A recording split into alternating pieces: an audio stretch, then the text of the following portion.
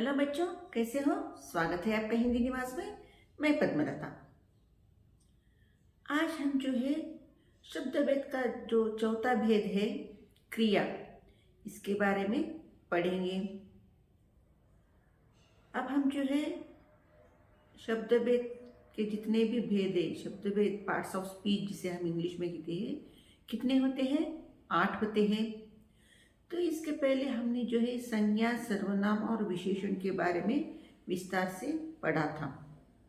जो बच्चे नए हैं, जिन्होंने मेरा वीडियो नहीं देखा है, इसके पहले आप मेरे प्रीवियस वीडियो देख लीजिए, और जिन्होंने सब्सक्राइब नहीं किया है वो मेरी वीडियो को प्लीज़ सब्सक्राइब कीजिए। तो आज से हम जो है शब्द भेद कंप्लीट कर देते हैं, और हमारा जो चौथा शब्द भेद है क्रिया, इसके बारे में अभी हम विस्तार से पढ़ते हैं। तो क्रिया, जिसे हम इंग्लिश में वर्ब कहते हैं, लेकिन हमें इंग्लिश ट्रांसलेट नहीं करना है, तो क्रिया किसे कहते हैं ये सभी लोगों को मालूम है। हम जब छोटे थे, तीसरी चौथी कक्षा में, 5वीं कक्षा में, तो हम क्रिया को काम वाले शब्द कहते थे, लेकिन अभी काम वाले शब्द कहने से नहीं चलेगा, है ना। तो अभी हमारा क्लास बढ़ रहा है, तो हमारा व्याकरण का ज्ञान भी बढ़ना चाहिए। तो क्रिया मतलब किसे कहते हैं? क्रिया, जो भी हम काम करते हैं उसे हम क्रिया कहते हैं। जैसे कि हंसना, रोना, पढ़ना, पढ़ाना। अभी मैं आप लोगों को पढ़ा रही हूँ, तो पढ़ाना भी एक क्रिया है। सुनना, आप मेरी बातों को सुन रहे हो, सुनना भी एक क्रिया है। उसी तरह नाचना, तैरना, उछलना, कूदना, गाना, खाना, पीना, सोना, ये सभी जो है क्रिया कहलाते हैं। मतलब जो भी हम काम करते हैं वह क्रिया कहलाती है। तो क्रिया के कितने भेद है, क्रिया को किस तरह व्याकरण में विभाजित किया गया है, ये हमें विस्तार से पढ़ना है। तो क्रिया के 2 भेद होते हैं। एक तो अर्थ के आधार पर क्रिया के भेद, और दूसरा जो है संरचना के आधार पर क्रिया के भेद। तो अर्थ के आधार पर क्रिया के कितने भेद है उसके बारे में, और संरचना के आधार पर क्रिया के कितने भेद है उसके बारे में अभी हमें सविस्तर पढ़ना है। एक वीडियो मत नहीं होगा ये पूरा, तो इसके हम जो है 2 पार्ट्स कर लेते हैं और क्रिया को विस्तार से पढ़ते हैं। शुरू करें? तैयार हुआ? तो चलो पहले हम क्रिया की परिभाषा जान लेते हैं, और उसके कुछ उदाहरण देखने के बाद में हम क्रिया के भेद पढ़ते हैं। तो बच्चों, क्रिया की परिभाषा देख लीजिए। परिभाषा मानी डेफिनेशन। वाक्य में जिस शब्द से किसी कार्य के करने या होने का बोध हो उसे क्रिया कहते हैं। मतलब कोई भी वाक्य में हमें ये पता चलता है उस वाक्य से कि इसमें काम हो रहा है या होने वाला है, तो वह क्रिया कहलाती है। और क्रिया के बिना वाक्य अपूर्ण होते हैं। अगर आपको वाक्य पूर्ण करना है तो उसमें क्रिया होनी चाहिए, बिना क्रिया के वाक्य अपूर्ण रहता है।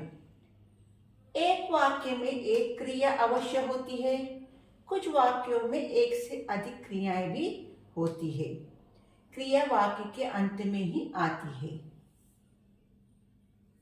समझ आया आप लोगों को? तो परिभाषा समझ आई आप लोगों को?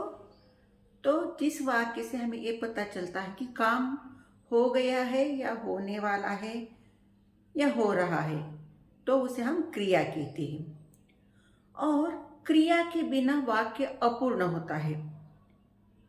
फॉर एग्जाम्पल, लड़की ने खाना, इस तरह हमने वाक्य लिखा, तो वह वाक्य जो है, वह सेंटेंस जो है इनकम्प्लीट है। लड़की ने खाना, क्या लड़की ने खाना खाया या लड़की ने खाना बनाया, पता नहीं चलता। वाक्य जो है अपूर्ण लगता है, इनकम्प्लीट लगता है। लड़की ने खाना खाया, वाक्य पूर्ण है ना। तो क्रिया के बिना जो है वाक्य अपूर्ण होता है और एक वाक्य में एक क्रिया जरूर होती है। जैसे कि मोर नाचता है क्रिया हुई। बच्चे पढ़ते हैं क्रिया हुई। लता पुस्तक पढ़ती है क्रिया हुई। तो एक वाक्य में एक क्रिया जरूर होती है और कुछ वाक्यों में जो है एक से अधिक क्रियाएं, मतलब एक से ज्यादा, एक वाक्य में दो क्रियाएं भी हो सकती है। फॉर एग्जाम्पल, माँ आई और बात कर कर चली गई। माँ आई और बात कर कर चली गई। इस वाक्य में आपको दो क्रियाएं देखने को मिलेगी। माँ आई एक क्रिया हुई और चली भी गई, बात कर कर चली गई। बात करना भी एक क्रिया है और चली गई भी एक क्रिया है। तो एक से ज्यादा क्रियाएं इस वाक्य में आपको देखने को मिलेगी। माँ का आना भी एक क्रिया है। माँ आई, आना भी एक क्रिया है। उसने बातें की, बात करना भी एक क्रिया है और बात कर कर चली भी गई, चले जाना भी एक क्रिया है। तो यहाँ पे आपको एक से ज्यादा क्रियाएं इस वाक्य में आपको देखने को मिलेगी। तो एक वाक्य में एक क्रिया तो जरूर होती है और कभी कभी एक वाक्य में एक से ज्यादा भी क्रियाएं हो सकती है। तो आपको परिभाषा और एग्जाम्पल यहाँ पे मैंने आपको दिए हैं, तो जो चाहे अगर आप लिख सकते हो। तो देखो बच्चों, क्रिया की परिभाषा और उसके उदाहरण मैंने यहाँ पे दिए हैं। जो चाहे आप लिख सकते हैं। अगर किसी को लिखना है तो आप लिख लो। इसके बाद जो है हम क्रिया के भेद, कर्म के आधार पर क्रिया और संरचना के आधार पर क्रिया, इसके बारे में विस्तार से जान लेते हैं। पहले हम जो है इसके बाद में कर्म के आधार पर क्रिया के कितने भेद हैं उसे विस्तार से जानेंगे। फिर संरचना के आधार पर क्रिया के बारे में जानेंगे। तो चलो कर्म के आधार पर क्रिया के भेद जान लेते हैं। तो कर्म के आधार पर जो है क्रिया के दो भेद होते हैं। पहले मैं आपको समझाऊंगी, फिर उसके बाद बोर्ड पे लिख दूंगी। तो जिसे लिख लेना है वो बोर्ड पे देखकर लिख सकते हो। तो पहले हम समझ लेते हैं। तो कर्म के आधार पर क्रिया के दो भेद हैं, एक अकर्मक क्रिया और दूसरा जो है सकर्मक क्रिया। अभी आपको डाउट होगा कि ये अकर्मक क्या है, सकर्मक क्या है, किस तरह पहचानना है। लेकिन वेरी इजी बच्चों, आप अगर मन लगाकर सुनोगे, मन लगाकर पढ़ोगे तो हिंदी जैसी सिंपल लैंग्वेज कोई नहीं है। मतलब इतनी सिंपल है हिंदी सीखना, बहुत ही आसान है। लेकिन कुछ बच्चे ऐसे होते हैं कि डर जाते हैं, हाँ हिंदी मुझे नहीं आती। इस तरह डरोगे तो बिल्कुल नहीं आएगी। आप जो है मन लगाकर इंटरेस्ट से सीखोगे तो हिंदी बहुत ही आसान भाषा है, बहुत ही सिंपल लैंग्वेज है ना। और आजकल हमें जितनी ज़रूरत इंग्लिश की होती है उतनी ज़रूरत हिंदी की भी होती है, आप सभी को पता होगा ही। तो चलो वो बात की बात है। तो क्रिया के जो है दो भेद बताए मैंने। एक जो है आपको कर्म के आधार पर क्रिया के भेद, कर्म के आधार पर जो है क्रिया के दो भेद होती है, एक अकर्मक क्रिया और दूसरा जो है सकर्मक क्रिया। अकर्मक क्रिया किसे कहते हैं? जिसमें कोई कर्म नहीं होता उसे हम अकर्मक क्रिया कहते हैं, और जिसमें कर्म होता है वह सकर्मक क्रिया कहते हैं, उसे हम सकर्मक क्रिया कहते हैं। तो इसे पहचाने कैसे, अकर्मक क्रिया को किस तरह पहचानना है? फॉर एग्जाम्पल मैं आपको बताती हूं, हिमानी हंसती है। हिमानी हंसती है, वाक्य ध्यान से सुनिए। यहां हिमानी हंसती है, इस वाक्य में हिमानी जो है कर्ता है ना, संज्ञा है हिमानी। और हंसती जो है, हंसती है, ये जो है क्रिया है। हिमानी जो है संज्ञा है, कर्ता है, और हस्ती है, क्रिया है। इसमें कोई कर्म नहीं, सिर्फ संज्ञा और क्रिया दोनों ही है, इसलिए यह अकर्मक क्रिया का वाक्य हुआ।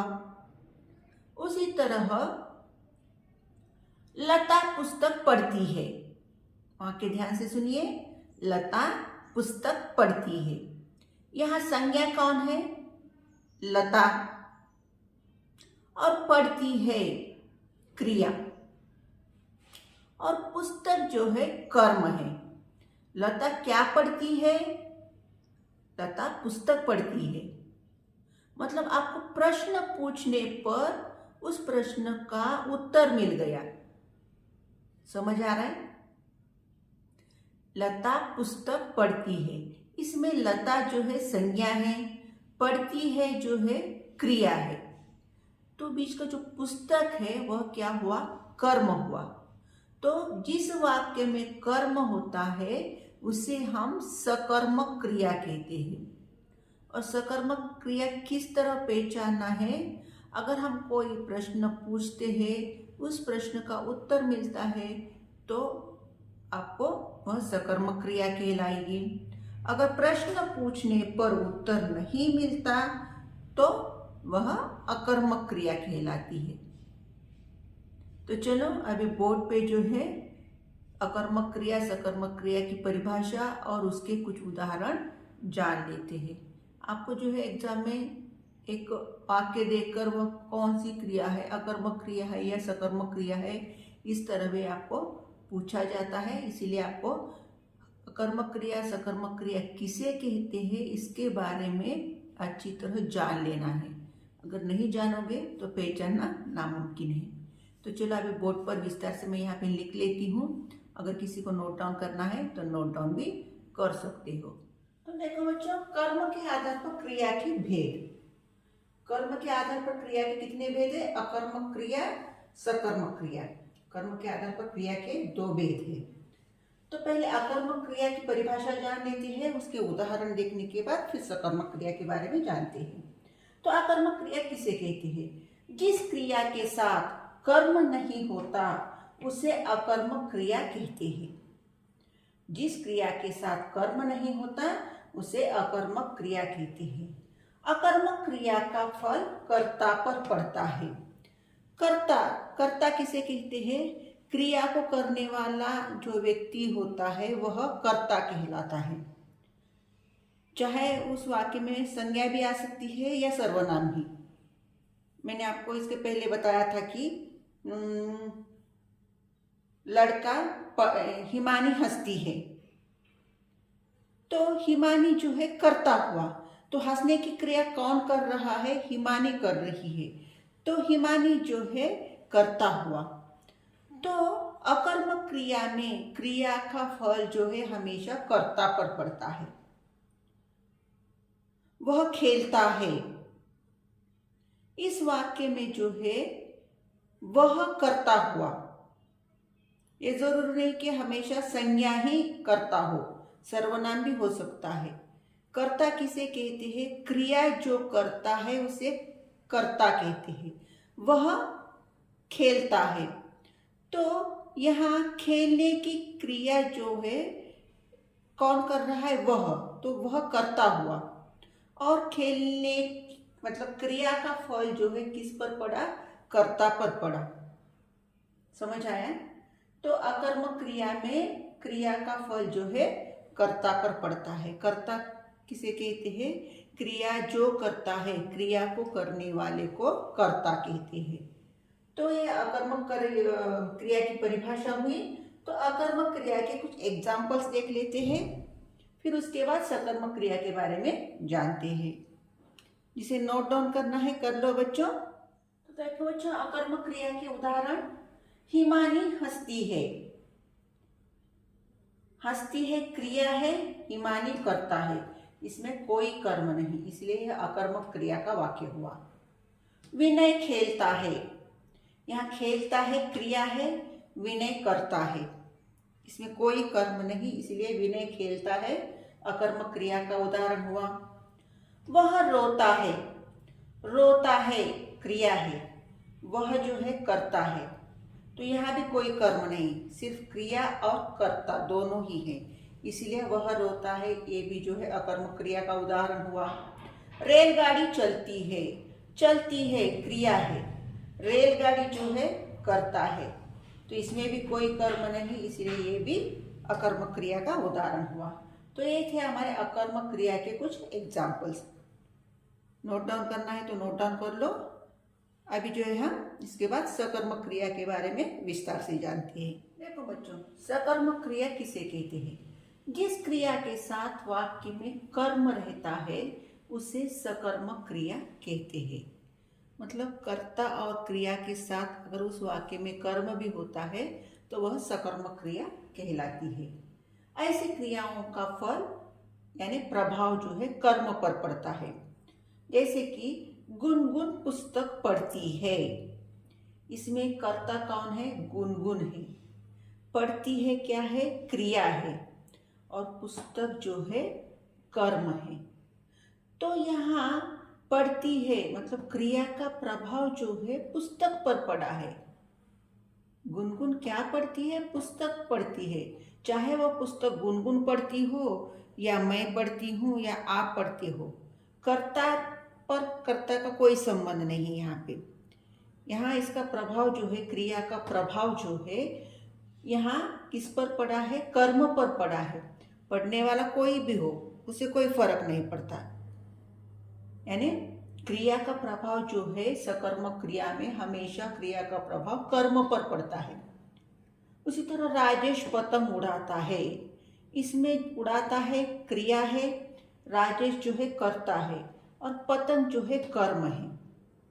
यहाँ पतंग कोई भी उड़ाता हो, कर्ता पर कोई प्रभाव नहीं पड़ता क्रिया का, चाहे वहाँ राजेश हो, रमेश हो या और कोई हो, कर्ता पर कोई प्रभाव नहीं पड़ता क्रिया का।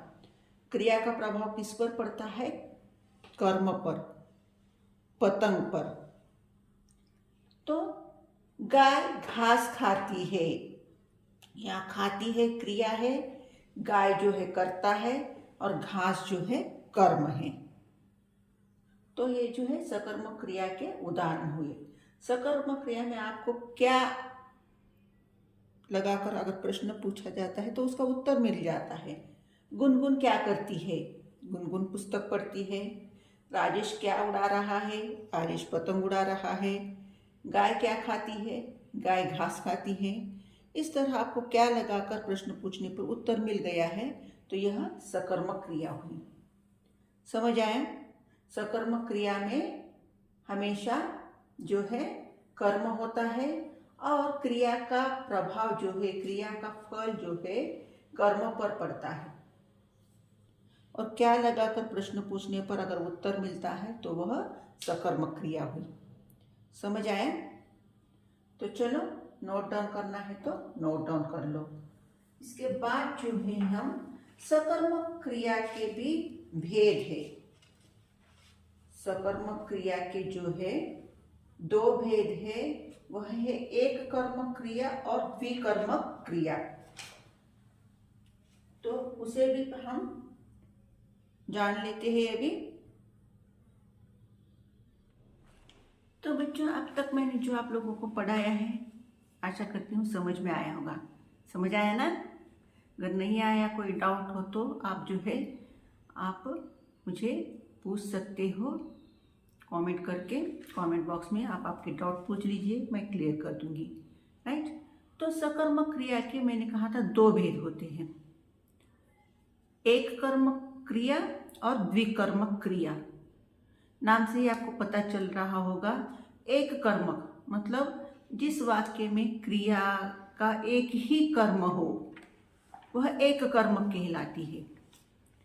जैसे कि गाय घास खाती है, तो यहाँ पे जो है एक ही कर्म है, कर्ता गाय है, खाती है क्रिया है और घास जो है कर्म है। तो एक ही कर्म है, गाय घास खाती है। उसी तरह हम सिनेमा देखते हैं, हम जो है कर्ता है, देखते हैं क्रिया है और सिनेमा जो है कर्म है। मतलब इस वाक्य में भी एक ही कर्म हुआ।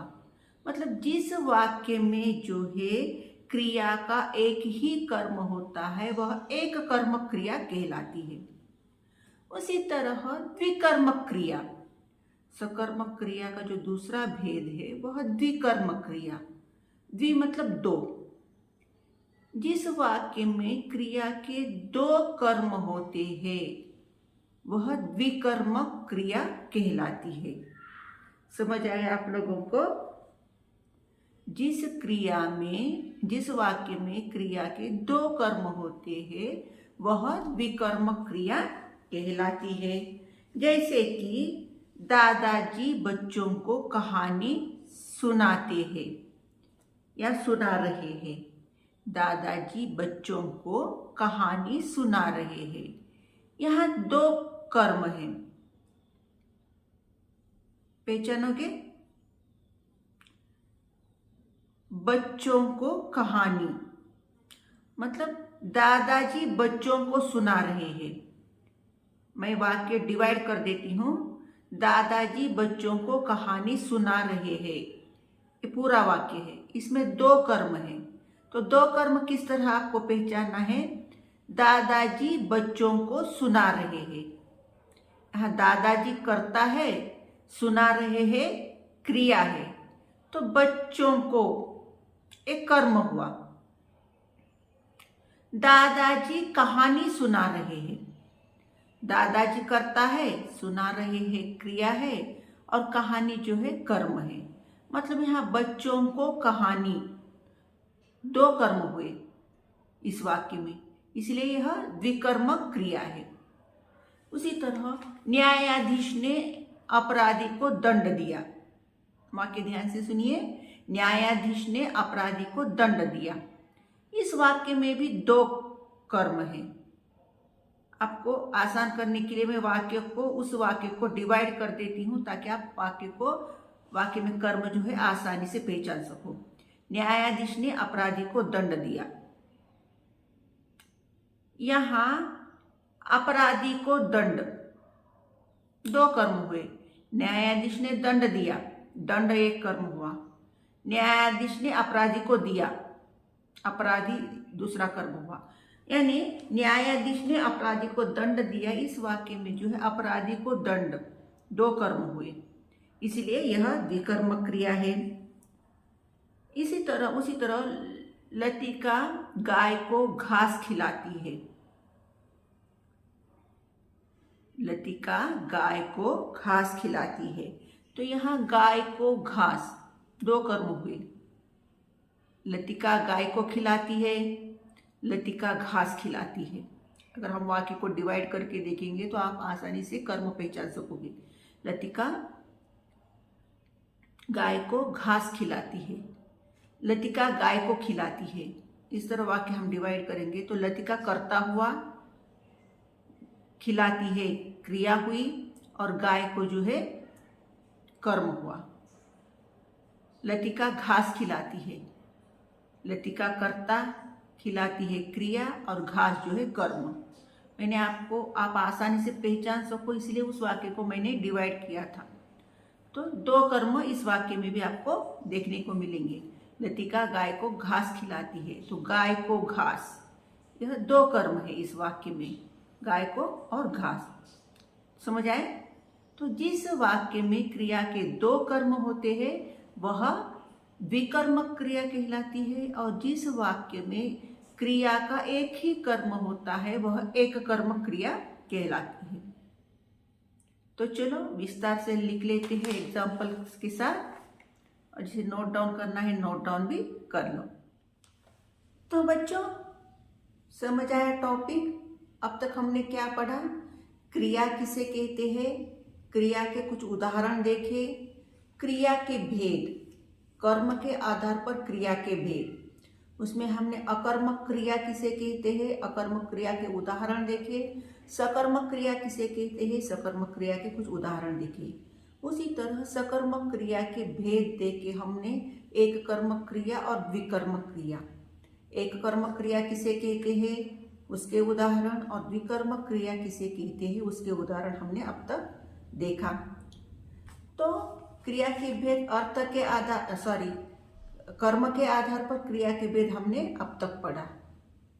अभी हम जो है नेक्स्ट वीडियो में संरचना के आधार पर क्रिया के भेद, संरचना के आधार पर क्रिया के कितने भेद है और हर एक क्रिया का हम जो है विस्तार से उसकी परिभाषा और उदाहरण भी पढ़ेंगे। तो आज जो है हम अपना यहाँ पे टॉपिक ख़त्म कर देते हैं और नेक्स्ट वीडियो में जो है हम क्रिया के भेद में जो है संरचना के आधार पर क्रिया के भेद के बारे में जानते हैं। अगर आपको ये वीडियो अच्छा लगा है तो लाइक कीजिए, शेयर कीजिए और अपने दोस्तों से ज़रूर सब्सक्राइब करवाइए। अगर किसी को कोई शंका हो तो कमेंट बॉक्स में ज़रूर आपके डाउट को क्लैरिफाई कर लीजिएगा। तो फिर नेक्स्ट पार्ट में मिलते हैं, तब तक के लिए धन्यवाद।